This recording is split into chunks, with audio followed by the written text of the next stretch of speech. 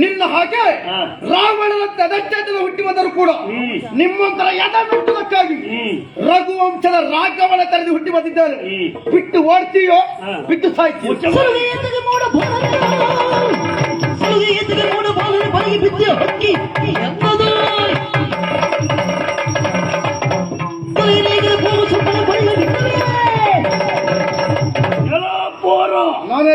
ಎಲ್ಲಿಗೆ ಎಷ್ಟೊತ್ತಿಗೆ ಬರಬೇಕು ಬರಬಾರದು ಎನ್ನುವ ಕಲ್ಪನೆಯನ್ನು ಕಳಿಸ್ತೇನೆ. ಸರಿಯಾಗಿ ಗೊತ್ತಿದ್ದ ಬಂದಿದ್ದೇನೆ. ಇದು ರಸಮಯ ಸನ್ನಿವೇಶ. ನವರಸಗಳ ಗಂಧ ಗಾಳಿ ಗೊತ್ತಿಲ್ಲದವ. ಅದು ಗೊತ್ತಿದ್ದೇ ಈ ಕೆಲಸ ಮಾಡ್ತಾ ಇದ್ದದ್ದು. ಅದು ಎಲ್ಲಿ ಯಾವಾಗ ಎಷ್ಟೊತ್ತಿಗೆ ಅನ್ನುವುದುಂಟು. ಆಸ್ವಾದಿಸುತ್ತಾ ಇದ್ದೇನೆ ನಾನು. ನಿನ್ನ ಕರ್ಮ. ಅಷ್ಟೊತ್ತಿಗೆ ಶಿವಪೂಜೆಗೆ ಕರಡಿ ಬಂದ ಹಾಗೆ ಒಮ್ಮೆಲೆ ಬಂದವ ನೀನು.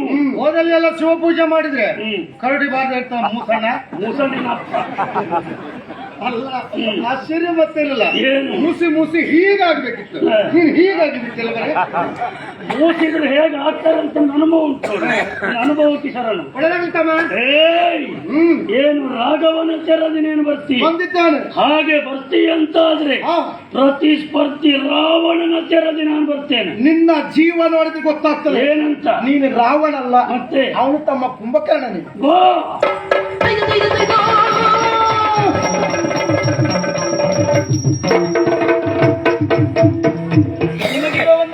ಶುಭವಾಗಲಿ ಅಂತ ಹೇಳು. ಲಾವಣ್ಯ, ನನ್ನ ಪರಿಚಯ ನಿನಗಿದೆಯಾ? ನಿನ್ನ ಪೂರ್ವಾಪರ ವಿವರವನ್ನು ಇವನಿಂದ ನಾನು ಕೇಳಿ ತಿಳಿದುಕೊಂಡವ. ನಾನೇ ಹೇಳಿ ಕರ್ಕೊಂಡು ಬಂದ. ಸಂತೋಷ. ಹಾಗಂತ ಅನ್ಯನಿರುವುದಾಗಿ ಅನ್ಯತ ಭಾವಿಸಬೇಡ. ಆ ಕಡೆಯಲ್ಲಿ ಹೋಗುತ್ತಾ ಇದ್ದಾನಲ್ಲ ವಂಶಿ, ಅವನಿಗೆ ನಾನು ಒಡ ಹುಟ್ಟಿದವ. ಅವನ ತಮ್ಮ ಹೆಸರು ವಿಕ್ರಮ. ಆಚಾರ ವಿಚಾರವನ್ನು ಬಲ್ಲವ. ಪರಮ ಅಣ್ಣ ನಡುದಾರಿಯಲ್ಲಿ ಕೈ ಬಿಟ್ರೆ ಏನತ್ತೆ? ತಮ್ಮ ನಡುದಾರಿಯಲ್ಲಿ ಕೈ ಎತ್ತಿದ್ನಲ್ಲ, ದೇವರು ದೊಡ್ಡವ. ಅಷ್ಟೇ ಸಾಕು. ಜೀವನ ಎನ್ನುವಂತ ಪ್ರಸಂಗದಲ್ಲಿ ಅಣ್ಣ ಕೈ ಬಿಟ್ಟು ತಮ್ಮ ಕೈ ಬಿಡಲಾರ.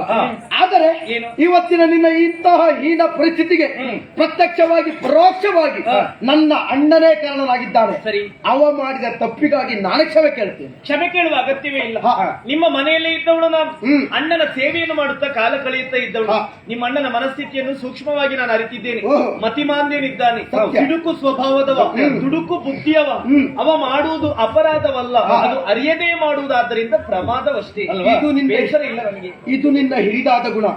ಅರಮನೆಯತ್ತ ಹೊರಟು ನಿಂತವ ನಿನ್ನನ್ನು ಜೊತೆ ಕೂಡಿಕೊಂಡು ಹೋಗ್ತೇನೆ.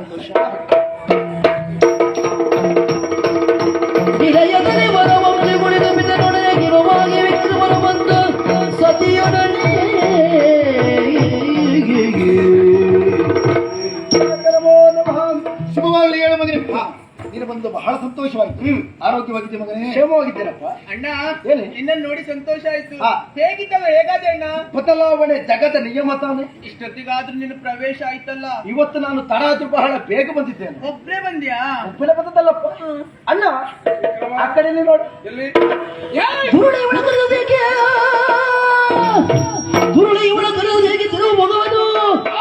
ನೀನು ತಮ್ಮನಲ್ಲ ಪರಮ ದೂತನ.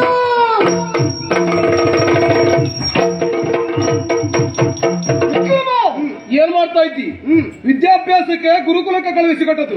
ವಿದ್ಯೆ ಕಲಿತು ನೇರ ಅರಮನೆಗೆ ಬರುವುದು ಬಿಟ್ಟು ಕೆಟ್ಟವರ ಸಾಹಸ ಮಾಡ್ಲಿಕ್ಕೆ ಯಾಕೆ ಹೊರಟಿಯ ನೀನು? ಅವಳನ್ನು ಯಾಕೆ ಕರ್ಕೊಂಡು ಬಂದೆ? ಅವಳು ಯಾರು?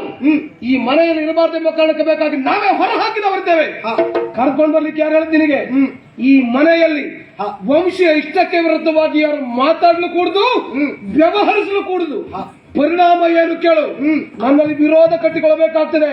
ನೀ ಮಾಡಿದ ತಪ್ಪು ಅದೇ. ನನ್ನ ನಿನ್ನ ಸಂಬಂಧ ಇವತ್ತೇ ಕಾಡ್ತು ಹೋಯ್ತು. ಹಾಗೆ ಹೇಳ್ಬೇಡ, ಮುಖ ತೋರಿಸ್ಬೇಡ. ನಡಾತೆ. ನೀನು ಬಂದಾಗ ನಾವೆಲ್ಲರೂ ಸಂತೋಷ ಪಟ್ಟವರು. ಆ ಸಂತೋಷವನ್ನೇ ಹಾಳು ಮಾಡಿಬಿಟ್ಟೆಲ್ಲ. ನಿಮ್ಮ ಸಂತೋಷ ನನ್ನಿಂದ ಹಾಳಾಯಿತು. ಅಲ್ಲದೆ ಹೋದ್ರೆ ಅವಳು ಬರಬಾರದೆನ್ನುವ ಕಾರಣಕ್ಕಾಗಿ ಅಣ್ಣನೇ ಬಿಟ್ಟು ಬಂದದ್ದು. ಮತ್ತೆ ಅರಮನೆಗೆ ಕರೆದುಕೊಂಡು ಬಂದು ಯಾಕನ್ನ ಬೇಸರ ಮಾಡ್ತಾ ಇದ್ದೀಯಾ? ಮಗನ ವಿಕ್ರಮ, ಯಾಕೆ ಹೀಗೆ ಮಾಡಿದ ಮಗನೇ? ಜನಕ ಮತವೇ ಇದ್ದ ಮದನ ಚಂದ್ರ ಕಾಮುಕ ತನದಿಂದ ಅವಳ ಸೀರೆ ಸೆರಗಿಗೆ ಕೈ ಹಾಕುವುದಕ್ಕೆ ಮುಂದಾದ ನನ್ನ ಅಣ್ಣನ ಸೇವೆಗಾಗಿ ಬಂದತ್ತೆ ಹೆಣ್ಣುತ್ತಾನೆ. ಅವಳ ಮಾನ ಪ್ರಾಣ ರಕ್ಷಣೆ ಮಾಡಿದ್ದು ನನ್ನ ತಪ್ಪು ಮಗನೇ. ಬಲಾತ್ಕಾರ ಎನ್ನುವಂತ ಶಬ್ದದ ಅರ್ಥವೇ ಇಂಥವರಿಗೆ ಗೊತ್ತಿಲ್ಲ. ಹಣಕ್ಕಾಗಿ ಯಾವ ನಟನೆ ಬೇಕಾದ್ರೂ ಇಂಥವ್ರು ಮಾಡ್ತಾರೆ. ಅವಳು ಎಲ್ಲಿಂದ ಬಂದಿದ್ದಾಳೆ ಗೊತ್ತುಂಟಾ? ಗೊತ್ತಿಲ್ಲ. ವೇಶ್ಯ ಮನೆಯಿಂದ ಬಂದಿರುವಂತಹ ಅವಳೊಬ್ಬಳ ವೇಶ್ಯ. ಪದಕಿ ಮಣಿಯುವೆ ದೊರೆಯೇ ಮೂದರಿಸಬೇಡೆನ್ನ, ಪದಕಿ ಮಣಿಯುವೆ ದೊರೆಯೇ ಮೂದರಿಸಬೇಡೆನ್ನ.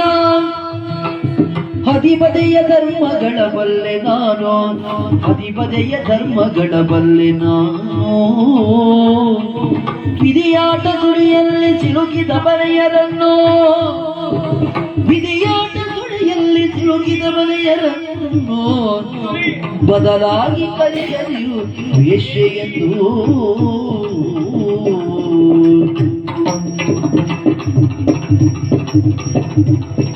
ದೊರೆ, ನಿಮ್ಮ ಕಾಲಿಗೆ ಬಿದ್ದು ಬೇಡಿಕೊಳ್ಳುತ್ತೇನೆ, ನಿಮಗೆ ಕೈ ಮುಗಿಯುತ್ತೇನೆ, ಇನ್ನೊಮ್ಮೆ ನನ್ನನ್ನು ವೇಷಿ ಅಂತ ನಿಂದಿಸದಿರಿ ದೊರೆಯೇ.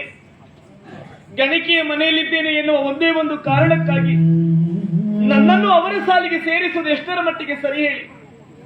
ನಾನೇನು ಧನಪಾಲನ ಮಗಳಲ್ಲ, ಅಲ್ಲಿರುವ ಗಣಿಕೆಯರ ಮಗಳು ನಾನಲ್ಲ, ನಾನು ಅನಾಥಿಯಷ್ಟೇ. ಅನಾಥಿಯಾದಂತ ನನ್ನನ್ನು ಧನಪಾಲ ತಂದು ಸಾಕಿದ ದೊರೆಯೇ.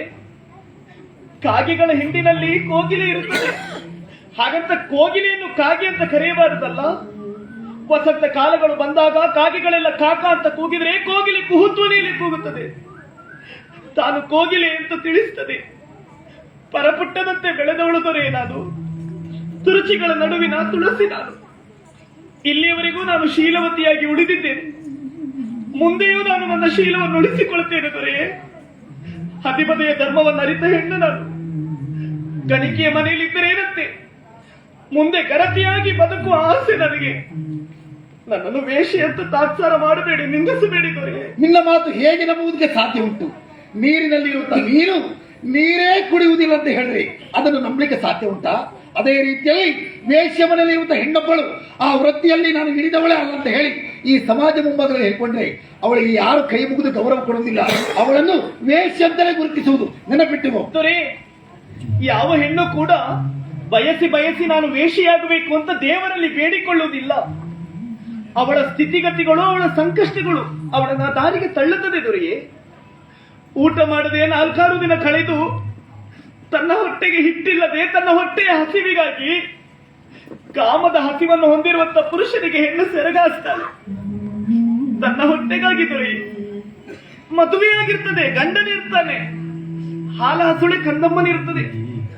ಗಂಡ ಕಂಠ ಪೂರ್ತಿ ಕುಡಿದು ಊರೂರು ಕೇರಿ ಕೇರಿ ತೇಲಾಡುತ್ತಾ ಇರುವಾಗ ತನ್ನ ಮಗುವಿಗಾಗಿ, ಮಗುವಿನ ಹಸಿವಿಗಾಗಿ ಆ ಹೆಣ್ಣು ಅನಿವಾರ್ಯತೆಯಿಂದ ಇನ್ನೊಬ್ಬರಿಗೆ ಸೆರಗ ಹಾಸ್ತಾಳೆ ದೊರೆಯೇ. ತನ್ನ ಹೊಟ್ಟೆಗಾಗಿ ಭಿಕ್ಷುಕನು 10 ಮನೆಯನ್ನು ಬೇಡುವುದು ತನ್ನ ಹೊಟ್ಟೆಗಾಗಿ, ಹೆಳವನ್ನು ತೆವಳುತ್ತಾ ಮುಂದೆ ಹೋಗುವುದು ತನ್ನ ಹೊಟ್ಟೆಗಾಗಿ. ಪ್ರಪಂಚದಲ್ಲಿ ಪ್ರತಿಯೊಬ್ಬರೂ ದುಡಿಯುವುದು ಹೊಟ್ಟೆಗಾಗಿ ದೊರೆಯೇ. ಆದ್ರೆ ದುಡಿಯುವ ಮಾರ್ಗಗಳು ಬೇರೆ ಬೇರೆ ಅಷ್ಟೇ. ವೇಶ್ಯೆಯ ಮನೆಯಲ್ಲಿದ್ದಂತ ಹೆಣ್ಣಿಗೂ ನೋವಿರುತ್ತದೆ, ಅವಮಾನಗಳು ಇರುತ್ತದೆ ದೊರೆಯೇ. ಗಂಡಿಗೋ ಹೆಣ್ಣಿಗೋ ಕಾಮ ಹುಟ್ಟಿದಾಗ ಜೊತೆ ಜೊತೆಯಾಗುವುದು ಅದು ಪ್ರಕೃತಿ ನಿಯಮ, ಸಹಜ ಧರ್ಮ. ಕಾಮ ಹುಟ್ಟದೇ ಇರುವಂತ ಹೆಣ್ಣು ಇನ್ನೊಬ್ಬರಿಗೆ ಸೆರಗ ಹಾಕ್ತಾಳಂತ ಆದ್ರೆ ಅವಳ ಕಷ್ಟ ಎಷ್ಟು, ಅವಳ ನೋವೆಷ್ಟು, ಅವಳ ಅನಿವಾರ್ಯತೆ ಎಷ್ಟು ಅರ್ಥ ಮಾಡಿಕೊಳ್ಳಿದರೆ ಅವರನ್ನು ತಾತ್ಸಾರ ಮಾಡಬೇಡಿ, ಕೈ ಮುಗಿಯುತ್ತೇನೆ. ಏ ಮರ್ಯಾದೆ ಬಿಟ್ಟವಳೆ, ಸಾಕು ನಿಲ್ಲಿಸು ನಿನ್ನ ಕಣ್ಣೀರು. ಈ ರೀತಿ ಕಣ್ಣೀರು ಹಾಕಿದ್ರೆ ಇಲ್ಲಿ ಕೇಳುವವರು ನಿನ್ನನ್ನು ಯಾರು ಇಲ್ಲ. ಈ ರೀತಿ ಮೊಸಳೆ ಕಣ್ಣೀರು ಹಾಕಿದ್ರೆ ನನ್ನ ಅಪ್ಪನ ಮನಸ್ಸು ಕರಗ್ತದೆ ಅಂತ ಭಾವಿಸಿಕೊಂಡಿದ್ದೀಯಾ? ಅಪ್ಪ ಮಗಳೇ, ಇದೇ ರೀತಿ ಮೊಸಳೆ ಕಣ್ಣೀರು ಹಾಕಿ ನಾವಿಲ್ಲೇ ನಿಂತ್ಕೊಂಡ್ರೆ ನಿಮ್ಮ ತಲೆ ಹಾಳು ಮಾಡ್ತಾಳೆ. ಅವಳು ಮುಖ ನೋಡುದಲ್ಲಪ್ಪ, ಒಳಗಡೆ ಬನ್ನಿ. ಲಾವಣ್ಯ ಮರುಗಾಲಿಯತಕ್ಕೆ ನೀರಜಾಕ್ಷಿಗೆ